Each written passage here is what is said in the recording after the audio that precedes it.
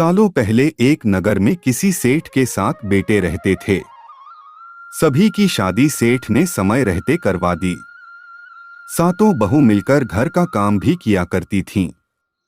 उन सभी में से सेठ की सबसे छोटी बहू खूब संस्कारी थी। एक दिन यूं ही काम करते हुए घर की बड़ी बहू ने अपनी देवरानियों से कहा कि घर को लीपने के लिए पीली मिट्टी नहीं है, जंगल जाकर मिट्टी लानी होगी। जेठानी के ऐसा कहते ही सभी उसके साथ घर लीपने के लिए मिट्टी लाने के लिए निकल गए।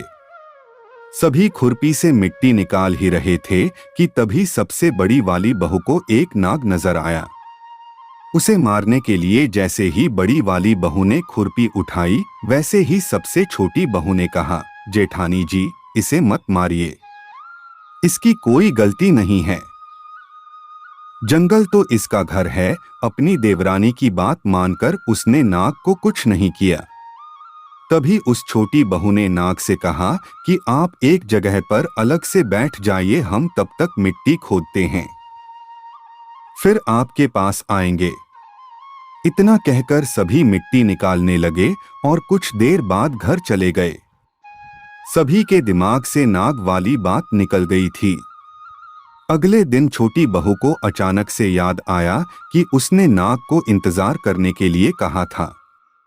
वो तुरंत अपनी सभी जेठानियों को अपने साथ लेकर नाग के पास चली गई। वहां देखा तो वो नाग उन सभी के इंतजार में उसी जगह पर बैठा हुआ था।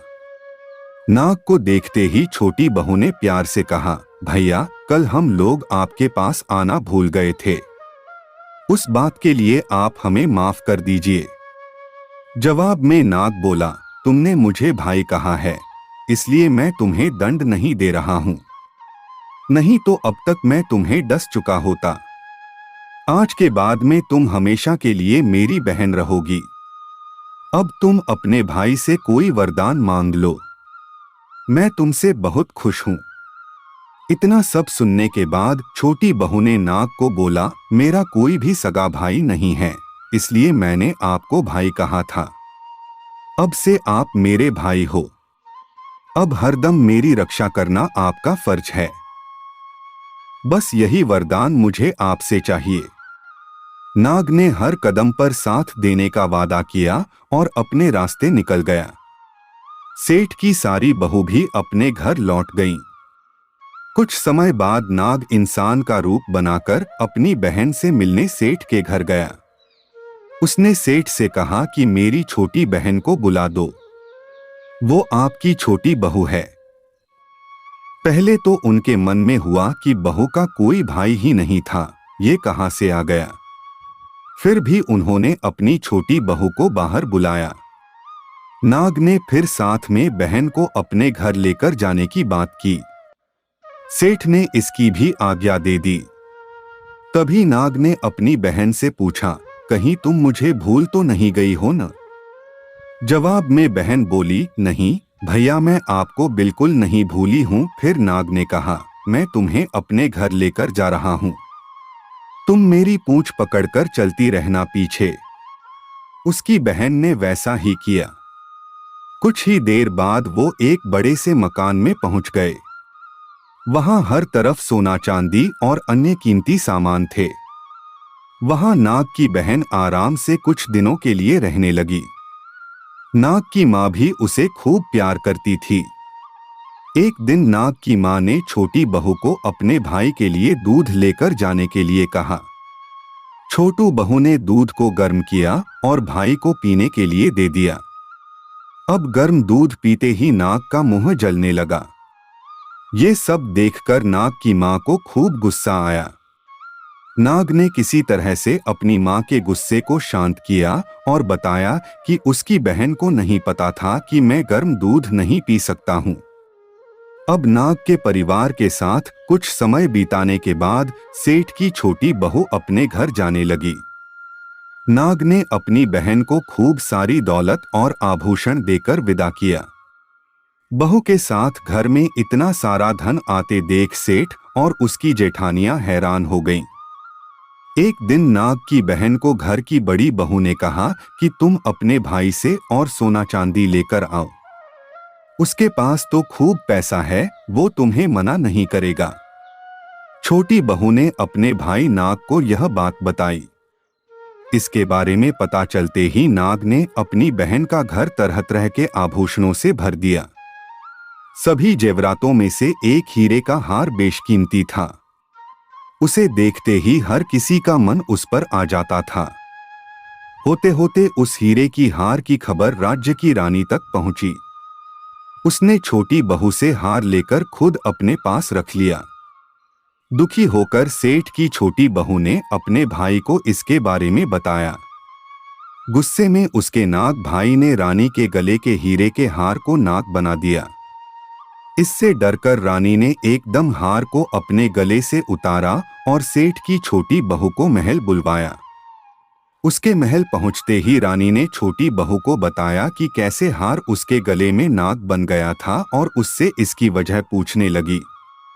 तब सेठ की छोटी बहू ने बताया कि नाग भाई ने यह हार सिर्फ मुझे पहनने के लिए दिया है। इसे कोई दूसरा इंसान गले में डालेगा तो यह तुरंत सांप बन जाएगा। इस बात को सही साबित करने के लिए रानी ने सेठ की छोटी बहू को सांप बन चुके हार को पहनने के लिए कहा। छोटी बहू ने जैसे ही नाग बने हार को गले में डाला तो वो दोबारा हीरे के हार में बदल गया। महारानी ने ये सब होते हुए खुद अपनी आंखों से देखा और हैरान रह गई। अब उसे सेठ की छोटी बहू की बात पर यकीन हो गया। उसने हार छोटी बहू को अपने साथ लेकर जाने के लिए कहा। इतना सब होने के बाद रानी ने सेठ की छोटी बहू को कुछ सोने की मुद्राएं देकर महल से विदा कर किया। अब सेठ की छोटी बहू घर में सोने के सिक्के लेकर पहुंची। यह सब देखकर सेठ की बड़ी बहू को जलन होने लगी। उसने सोचा कि क्यों न ऐसा कुछ किया जाए जिससे देवरानी परेशान हो जाए। उसने अपने देवर से पूछा, आखिर तुम्हारी पत्नी को इतने आभूषण, धन, ये सब कुछ कैसे मिल रहा है? तुम्हें उस पर ध्यान देना चाहिए। यूं ही तो कोई किसी को इतना सारा धन, जेवरात और सोने के सिक्के नहीं दे देता है। पता करो कि आखिर क्या मामला है। भाभी से अपनी पत्नी के बारे में इतना सब सुनने के बाद उसके मन में अपनी पत्नी के लिए शक पैदा हो गया। उसकी हर बात को वो शक भरी निगाहों से देखने लगा। एक दिन इस बारे में उसने अपनी पत्नी से बात की। खुद के लिए अपने पति से ऐसा सब सुनने के बाद वो दुखी हो गई। उसने सीधे अपने नाग भाई से मुलाकात की और अपने पति द्वारा कही गई सारी बातों के बारे में बता दिया।